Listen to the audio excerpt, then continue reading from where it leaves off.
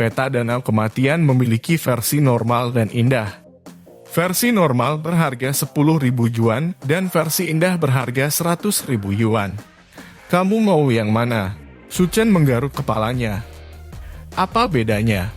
10.000 yuan hanya mencakup medan dan rute, sedangkan versi yang indah berharga 100.000 yuan.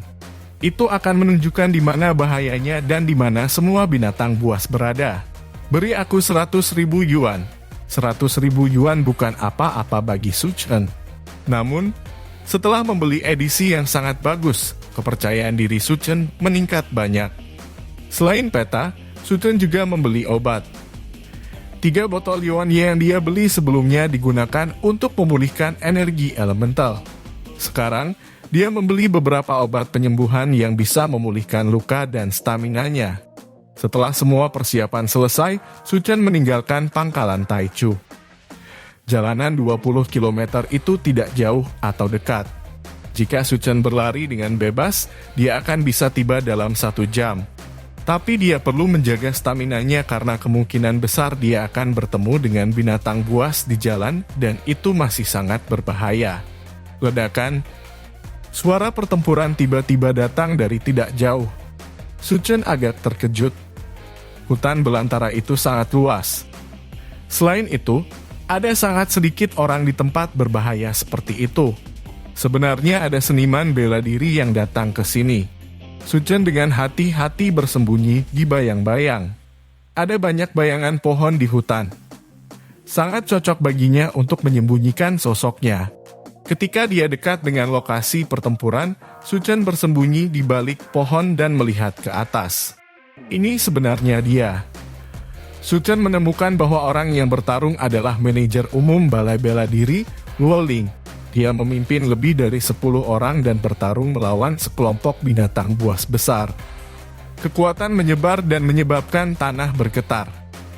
Buaya raksasa prasejarah ini adalah binatang tingkat menengah yang sangat menakutkan. Selain itu adalah sekelompok pilihan utama. Pemimpin kelompok itu adalah buaya raksasa prasejarah yang panjangnya 25 meter. Saat itu bergerak, bumi bergetar. Ini adalah Akdadatin. Binatang tingkat tinggi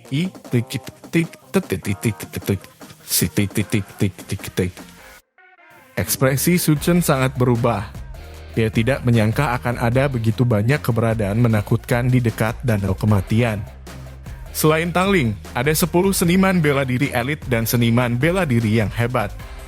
Itu bisa dianggap sebagai tim yang kuat. Seniman bela diri yang kuat ini semuanya melindungi Tangling di tengah. Jelas bahwa identitas Tangling tidak sederhana. Su Chen agak bingung. Apa tujuan mengumpulkan tim seperti itu di sini? Itu sangat berbahaya di sini. Su Chen tidak berencana untuk keluar dan terus bersembunyi di bayang-bayang untuk menonton. Tiba-tiba, ombak di Danau Kematian terbelah dan sesosok muncul. Ini berkaitan dengan bakat air, bisik Su Chen. Bakat semacam ini bisa membantu orang bergerak bebas di dalam air. Bahkan pakaian mereka kering. Nona, saya mengerti pria parubaya yang keluar dari danau berteriak. Dengan cepat pergi ke darat dan datang ke sisi Luo Ling. Dia menyerahkan sesuatu kepada Luo Ling. Mundur dengan cepat sekelompok orang berteriak dan hendak mundur. Pada saat ini, danau bergetar hebat dan tubuh besar keluar dari air. Buaya naga kuno Su Chen terkejut. Ini adalah pemimpin buaya raksasa prasejarah buaya naga purba. Dikatakan bahwa ia memiliki jejak garis keturunan naga di tubuhnya, jadi itu adalah eksistensi yang melampaui binatang buas tingkat tinggi. Saat buaya naga purba ini keluar dari air, tekanan mengerikan menyebar hingga ribuan meter. Bau amis darah menyebar dan udara menjadi dingin. Ini adalah binatang buas tingkat atas yang sebenarnya. Aku akan bertahan. Nona, kamu mundur dulu, orang tua itu berteriak. Adalah seniman bela diri yang hebat di tim. Pria parubaya yang keluar dari air juga seorang seniman bela diri yang hebat. Ini adalah kekuatan penuh dari tim mereka. Tapi itu jauh dari cukup untuk menghadapi binatang buas tingkat atas. Binatang buas tingkat atas setara dengan Grandmaster manusia. Itu adalah keberadaan yang benar-benar menakutkan di dunia. Nona, dari semua seniman bela diri elit di aula bela diri bergegas dan menyerang buaya naga kuno.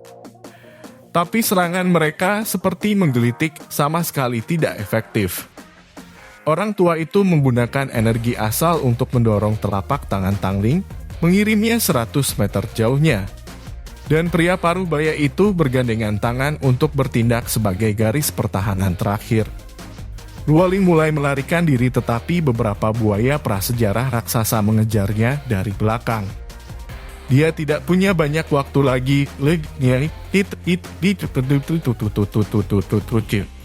Bangke, aura Luoling benar-benar dilepaskan, sangat kuat.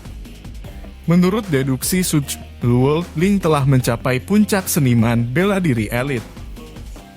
Jauh lebih kuat dari dia. Luoling menoleh untuk melihat dan menemukan bahwa buaya prasejarah mengejar dengan sangat dekat. Sambil menggertakkan giginya, Luoling mengaktifkan teknik rahasia. Energi asal di tubuhnya terbakar. Dia dengan paksa meningkatkan kekuatannya ke tingkat seniman bela diri yang hebat. Namun, ini hanya sementara. Setelah waktu berlalu, dia akan jatuh ke dalam keadaan lemah. Suara mendesing. Pedang terbang melesat dengan eksplosif, langsung menembus tubuh buaya raksasa.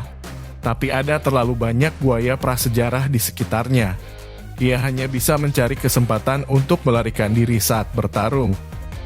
Mengandalkan kekuatan seorang seniman bela diri yang hebat, Luoling membeli cukup waktu untuk dirinya sendiri.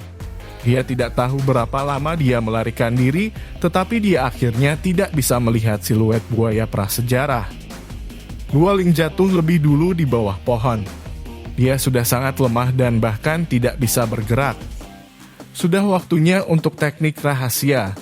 Saat ini dia lebih lemah dari orang biasa. Kesadarannya semakin lemah dan semakin lemah. Dia hampir pingsan. Itu tidak aman di sini. Pingsan di alam liar sangat berbahaya. Binatang buas manapun dapat mengambil nyawanya, tetapi dia benar-benar tidak dapat bertahan lebih lama lagi. Tepat sebelum pingsan, Luoling melihat sesosok tubuh berlari dan mendarat di sampingnya.